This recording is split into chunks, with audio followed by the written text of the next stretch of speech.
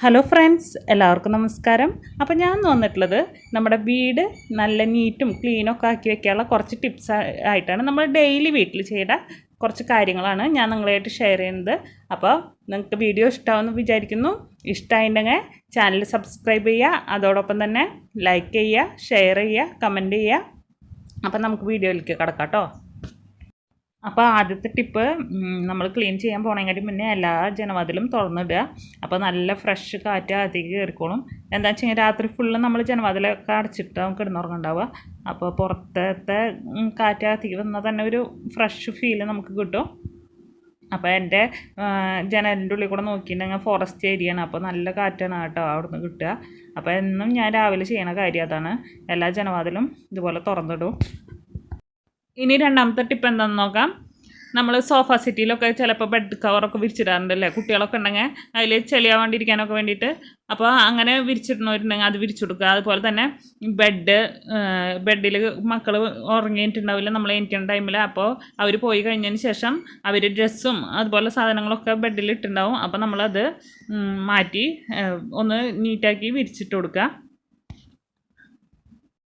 അതുപോലെ തന്നെ പുതപ്പ് മടക്കിയിട്ട് ഞാൻ ഇതുപോലെ തലോണയുടെ അടിയിൽ വെച്ച് കൊടുക്കുകയാണ് ചെയ്യാറ്.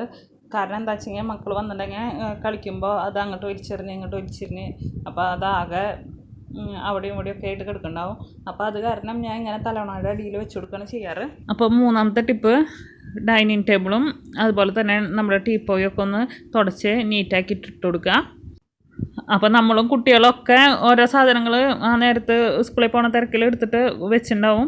ടീപ്പോയിലും അതുപോലെ തന്നെ ഡൈനിങ് ടേബിളുമ്മിലും ഒക്കെ വെച്ചിട്ടുണ്ടാവും. അപ്പോൾ അതൊക്കെ മാറ്റി അവിടെ ക്ലീൻ ആക്കി ഇട്ട് കൊടുക്കുക കേട്ടോ.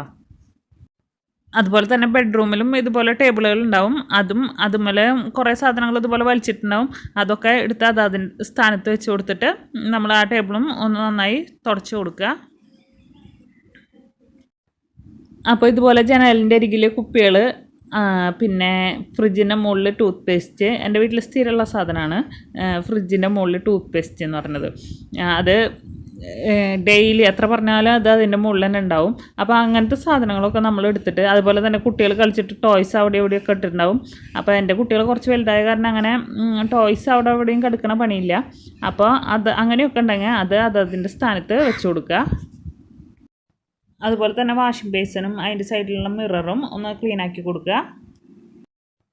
അതുപോലെ തന്നെ അന്നന്ന് കഴുകാനുള്ള തുണികൾ അന്നന്ന് തന്നെ കഴുകിയിടുക. പിന്നെ നമുക്ക് എക്സ്ട്രാ വരുന്നുണ്ടെങ്കിൽ നമ്മൾ ഇതുപോലെ ഒരു ബാസ്ക്കറ്റിലാക്കിയിട്ട് തുണികൾ ഇട്ട് വെച്ച് കൊടുത്തിട്ട് അടച്ചു വെച്ച് കൊടുക്കുക. പിന്നെ നമുക്ക് കഴുകണ നേരത്തെ എടുത്താൽ മതി. അപ്പോൾ തുണികൾ അവിടെ ഇവിടെയും കിടക്കില്ല.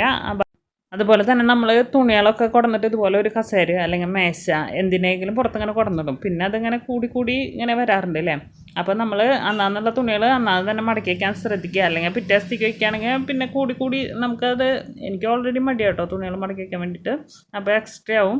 അപ്പോൾ നമുക്ക് അന്നാന്നുള്ളത് നമ്മൾ സെപ്പറേറ്റ്, ഞാൻ ഹസ്ബൻഡിൻ്റെ സെപ്പറേറ്റ് മടക്കും, അതുപോലെ തന്നെ കുട്ടികളുടെ സെപ്പറേറ്റ് മടക്കി വയ്ക്കുക, എൻ്റെയും സെപ്പറേറ്റ് മടക്കി വയ്ക്കുക. അതിന് ശേഷം ഓരോന്നെടുത്തിട്ട് അതാത് സ്ഥാനത്ത് കൊണ്ടുപോയിക്കുകയാണ് ചെയ്യാറ്. അതുപോലെ തന്നെ അടുക്കളയിലത്തെ ജോലികളൊക്കെ കഴിഞ്ഞതിന് ശേഷം അടുക്കള നന്നായി തുടച്ച് ക്ലീൻ ആക്കിയിട്ട് ഇടുകയാണെന്ന് വെച്ചെങ്കിൽ, അതുപോലെ പാത്രങ്ങളും കഴുകി വയ്ക്കുകയാണെന്ന് വെച്ചെങ്കിൽ നമ്മൾ അടുക്കളയും നല്ല നീറ്റായിട്ട് കിടക്കും. അപ്പോൾ അടുക്കള എങ്ങനെ വൃത്തിയായിട്ട് ക്ലീൻ ചെയ്യാമെന്നുള്ള വീഡിയോ ഞാൻ ഇട്ടിട്ടുണ്ട്. അതിൻ്റെ ബട്ടൺ ഞാൻ ഐക്കാർട്ടിൽ കൊടുക്കാം.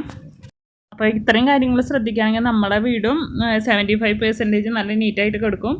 അപ്പോൾ ഒന്ന് ട്രൈ ചെയ്ത് നോക്കുക. അപ്പോൾ നിങ്ങൾ വിചാരിക്കുന്നുണ്ടാവും, എത്ര വേഗമല്ലേ വീട് ക്ലീനാക്കി കഴിഞ്ഞു, 3 മിനിറ്റിൻ്റെ വീഡിയോ, എത്ര വേഗം വീട് ക്ലീനാക്കി കഴിഞ്ഞു എന്ന്. അപ്പോൾ വീട് ക്ലീനാക്കുക അത്ര എളുപ്പത്തിൽ തീരുന്ന പണിയൊന്നുമല്ല. നമ്മൾ കുറച്ച് ടൈം അതിന് വേണ്ടി സ്പെൻഡ് ചെയ്യണം. അതുപോലെ തന്നെ നമ്മൾ നമുക്ക് ഇഷ്ടമുള്ള എന്തെങ്കിലും നമ്മൾ പാട്ട് കേൾക്കാൻ താല്പര്യമുള്ളതാണെങ്കിൽ അത് വെച്ചിട്ട് നമ്മൾ ക്ലീൻ ചെയ്യുകയാണെങ്കിൽ നമുക്കത് കുറച്ചും കൂടി ഈസിയായി തോന്നും. അതുപോലെ തന്നെ പാട്ട് പാടാൻ ഇഷ്ടമുള്ളവരാണെങ്കിൽ പാട്ട് പാടിയിട്ട് ക്ലീൻ ചെയ്യുക. ഞാൻ ഭയങ്കര പാട്ട് പാടിയിട്ടാണ് ക്ലീൻ ചെയ്യാറ്. അത് ഞാൻ പാട്ടുകാരിയായ കാരണമല്ല, അത് എനിക്കൊരു എനർജി പോലെ തോന്നാറുണ്ട് ഞാൻ ഇങ്ങനെ പാട്ട് പാടുമ്പോൾ, അല്ല ക്ലീൻ ചെയ്യുമ്പോൾ. അപ്പോൾ എൻ്റെ ഹസ്ബൻഡ് പറയാറുണ്ട്, നീ ഇങ്ങനെ ഒരു പാട്ടിനെ ഇങ്ങനെ കൊല്ലരുതെന്ന് പറയാറുണ്ട്. അപ്പോൾ നിങ്ങൾക്ക് താല്പര്യം ഉണ്ടെങ്കിൽ അങ്ങനെയും ട്രൈ ചെയ്ത് നോക്കാം. അതുപോലെ തന്നെ പണ്ട് ഞാൻ ചെയ്തിരുന്നതാണ് TV ഓൺ ചെയ്തിട്ട് ക്ലീൻ ചെയ്യായിരിക്കല്ലേ.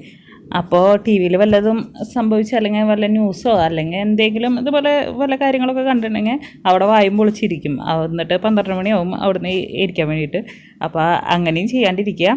അതുപോലെ തന്നെ മൊബൈൽ ഫോണ് യൂസ് ചെയ്യണതും ക്ലീനിങ്ങിൻ്റെ ടൈമിൽ കുറയ്ക്കുക. ഫോൺ അറ്റൻഡ് ചെയ്യണ്ടെന്നല്ല പറയണത്, കുറയ്ക്കുക. അപ്പോൾ ഇത്രയും കാര്യങ്ങൾ ശ്രദ്ധിച്ച് നമ്മളുടെ വീടും നല്ല നീറ്റും ക്ലീനൊക്കെ ആയിട്ട് കിടക്കും.